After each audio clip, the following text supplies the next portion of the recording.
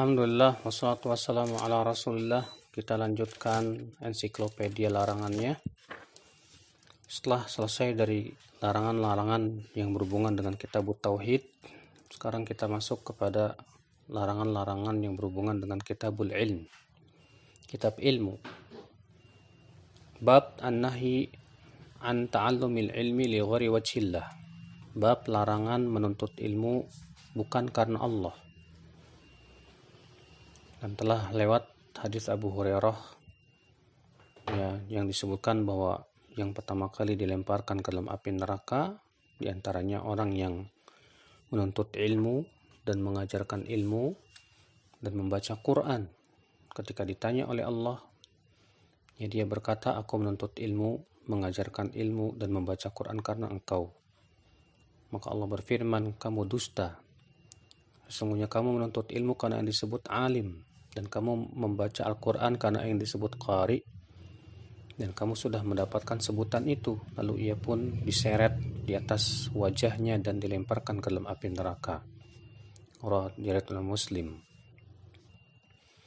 Dan dari Jabir bin Abdullah bahwa Nabi SAW bersabda, la ta'allamul ilm litubahu bihil ulama wala litumaru bihis sufaha.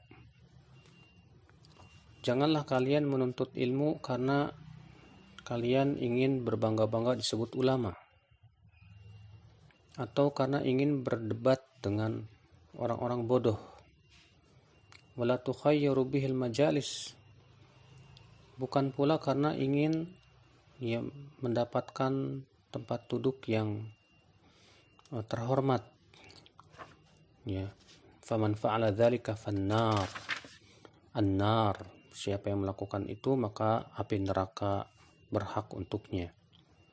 Hadis ini diriwayatkan oleh Ibnu Majah, Ibnu Hibban, Al-Hakim dan yang lainnya. Dan hadis ini mempunyai syawahid-syawahidnya.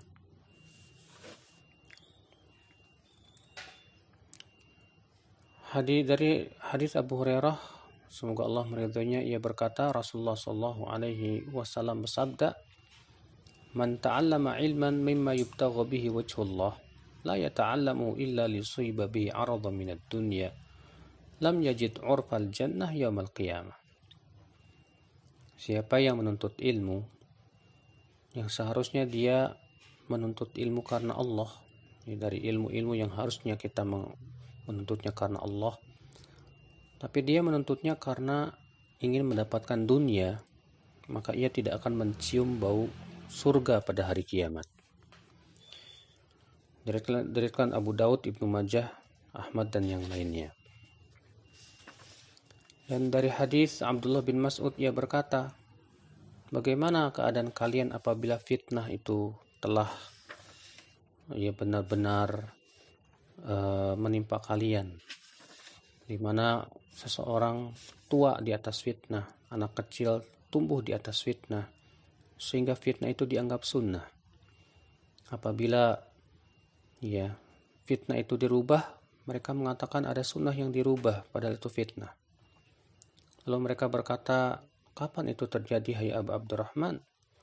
Kata Ibnu Mas'ud, apabila qari'nya telah banyak, tapi ulamanya sedikit, para pemimpinnya banyak, tapi yang amanah sedikit, dan dunia dicari dengan amalan akhirat.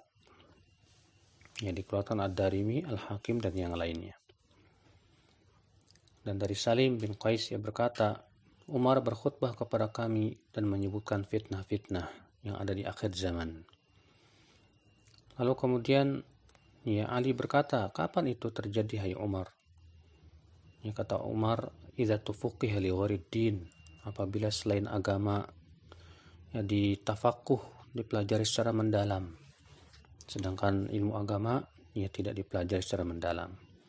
Wa tu'allimal ilm li ghairil amal, apabila ilmu dipelajari tapi tujuannya bukan diamalkan.